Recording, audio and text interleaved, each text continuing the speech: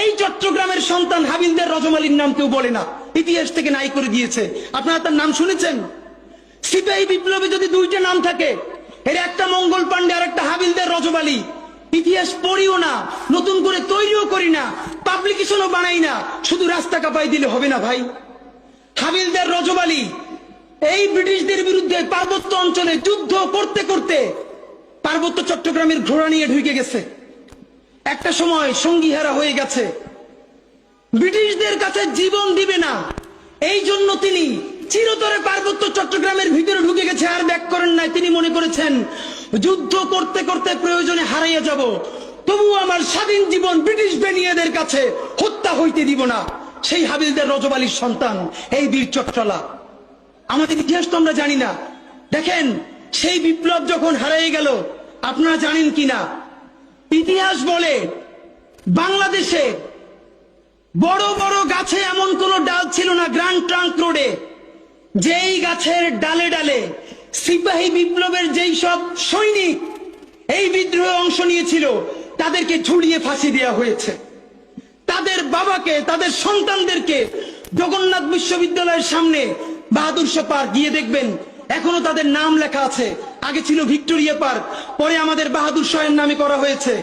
গিয়ে দেখবেন প্রকাশ্য দিবালোকে গাছের সাথে ঝুলিয়ে আমাদের বিপ্লবীদেরকে ফাঁসি দেওয়া হয়েছে। শুধু তাই না, 5 দিন 7 দিন ধরে সেই লাশ ঝুলিয়ে রাখা হয়েছে, যাতে মানুষ দেখে শিক্ষা পায় আর কেউ কোনোদিন ব্রিটিশদের বিরুদ্ধে বিপ্লব বা বিদ্রোহ করতে না পারে। দেখেন, বিপ্লব জিতে যাওয়ার আগে আমরা যখন সামান্য ভুলে পরাজয় হয়েছে, আমাদের লাশ গাছে গাছে ঝুলেছে।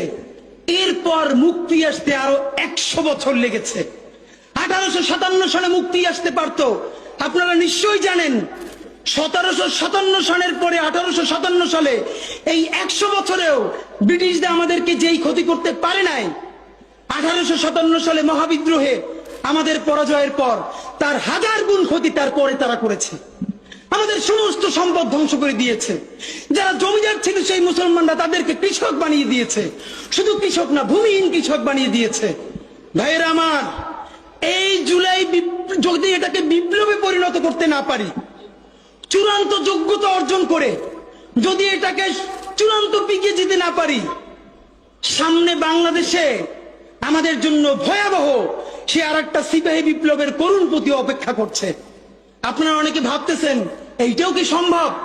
জামাতের ভাইয়েরা অনেকে বুঝে না, বলে কি করে সম্ভব? মনে করাই দেই, শহীদ নিজামী মুজাহিদ সাহেবেরা মন্ত্রী হিসেবে সর্বশেষ যখন সম্ভবত 2006 বা 2007 মন্ত্রী ছিলেন, বলেন তো তার কয় বছর পর তাদেরকে ফাঁসি দেওয়া হইল? 10 বছরও লাগে নাই। রানিং ফুল মন্ত্রী ছিল, লক্ষ লক্ষ মানুষ তাদের সাথে ছিল, তাদের মন্ত্রণালয়ে একটা পয়সার দুর্নীতি বের করতে পারে নাই। 10 বছরের মধ্যে মন্ত্রিত্বের পর তাদেরকে ফাঁসি দেওয়া শুধু হয় নাই, তাদের সন্তানরা তাদের জানাজাটা পর্যন্ত পড়তে পারে নাই। সংখ্যা দিয়ে হয় না ভাই, কোটি কোটি মানুষ দিয়ে সবকিছু হয় না। আজকে আপনারা প্রথম আলোর বিরুদ্ধে বলেন, এই যে আসার সময় বলতেছিলাম শায়েকরে, প্রথম আলোর প্যারালাল কাছাকাছি একটা পত্রিকা কি আমরা দাঁড় করাইতে পারছি? অনেকে বলে আমার দেশের কথা, আজকে শুধু বলি, পরশু জানলাম প্রথম আলোর 10 ভাগের 1 ভাগ বিনিয়োগ এবং আর্থিক সংগতি আমার দেশের নাই। 5 কোটি টাকা হইলে আমার দেশে একটা নতুন প্রেস কিনতে পারে, তাইলে পত্রিকাটা ঠিক মতো ছাপাইতে পারে, ভাড়া লাগে না, সেই টাকাটাও তাদের নাই। ভাই, ভালোবাসা দিয়া পয়সার কাজ হয় না। 50,000 টাকা যে এই লোকটার স্যালারি, এই কাজ যদি 20,000 টাকা দিয়ে করাইতে চান, কোনদিন 50,000 টাকা রিপোর্ট এবং স্কিল আপনি পাবেন না। ওই 50,000 টাকাই লাগবে। মানুষ মাগনা কাটে 3 দিন, একজনকে দাওয়াত খাওয়ায় 2 দিন 3 দিন, তারপরে আর চলে না। আমাদের আর্থিক যোগ্যতা অর্জন করতে হবে। আমাদের অনেকগুলো প্রতিষ্ঠান লাগবে, একটা প্রতিষ্ঠান না। আমাদের ভাইদের সমস্যা কি জানেন? সে আজকে যদি হাটাজারি মাদ্রাসা দিয়ে কেউ একটা পত্রিকা বার করে, সেই পত্রিকাটাও সে জাতীয় মূলধারা বানাবে না, দেবে দৈনিক হাটাজারি সে বানাবে। মানে কোনো না কোনো ঘুরে ফিরা তার চিন্তায়, মননে, মগজে প্রথমে হয়তো হাটাজারি, সর্বোচ্চ বড় হইলে হেফাজত, এরপরে সর্বোচ্চ বড় হইলে বাংলাদেশের শুধু মুসলমান। ভাইরা, এই মুসলমানের বাইরের যে জনগোষ্ঠী, সেটা কি আপনার না?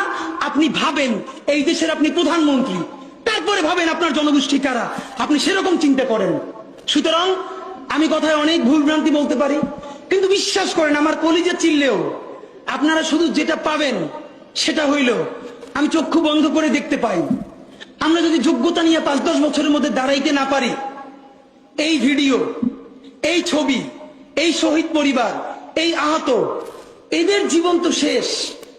এদের পরবর্তী জেনারেশনকে পর্যন্ত কি ভয়ানক গণহত্যার শিকার হইতে হবে আমরা চিন্তাও করতে পারতেছি না। সুতরাং বাংলাদেশের স্বাধীনতার সার্বভৌমত্ব, বাংলাদেশের ইসলাম এবং মুসলমানকে বাঁচাইতে হইলে আমাদেরকে তুমুল যোগ্যতা অর্জন করতে হবে। এই মাদ্রাসা শিক্ষিত জনগোষ্ঠীর মধ্যে হাজার হাজার ছেলে লাগবে যারা সিএনএনে, আল জাজিরায় তুমুল ইংলিশে বলতে পারবে। তাকে যে জঙ্গি বলা হয়, মিথ্যে ট্যাগ দেওয়া হয়, এটাকে ডিবাং করতে পারবে সেই ইংলিশে এবং অবাক করার মতো ফ্লুয়েন্ট ইংলিশে। এই যোগ্যতা আমার লাগবে। আমাদের ভাইয়েরা কিতাবি আরবি এবং অন্য আরবি ভিন্ন জিনিস, তাকে দুর্দান্ত আরবি বলতে পারতে হবে। আমাদের প্ল্যাকার্ডে ইংলিশ কই, আমাদের প্ল্যাকার্ডে আরবি কই। ভাই, নিজের কাজ নিজে না করলে অন্য কেউ কইরে দেয় না। প্লিজ আপনারা কয়দিন আমারে, কয়দিন ওরে ভাই মনে করবেন, এরপর তো আমি আপনার বিপক্ষে বলবো, তখন আবার গাই লেবেন, এইটা কইরেন না। নিজে শক্তিশালী হন, নিজে যোগ্যতা অর্জন করেন। আমারে গালি দিয়ে হইলেও, বোকা দিয়ে হইলেও যে এই পুচকি বলা এত ভাব লয়, যা যোগ্যতা অর্জন করে ফেলাই।